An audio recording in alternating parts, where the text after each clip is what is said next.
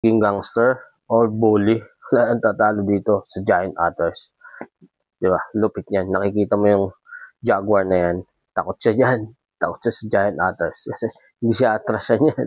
Baka lapangin pa siya nan. Ganyang katindihan giant otter. Ang lupit talaga niyan.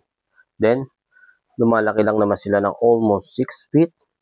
Ganun siya katindi. Halos yung laki ng tao. Malaki pa sa akin. Oh my God. Tapos gangster pa, bully pa. Wala yung pinipili. Ang favorite niya ng kainin. Simple lang naman. Siyempre, yung main diet niya, fish.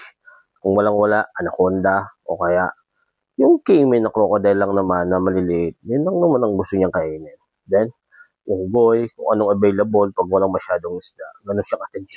Kanyang katindi ang giant otter. Wala yung kinakatakutan. Binubuli niya lahat. Then, wala din siyang predator pagdating sa Amazon River. Ang nagiging predator lang nila, mga tao. Sinisira yung kalikasan. That's it. Pero sa pagiging gangster at bully, kung kailangan mo ng badass na kaibigan, ito na yon.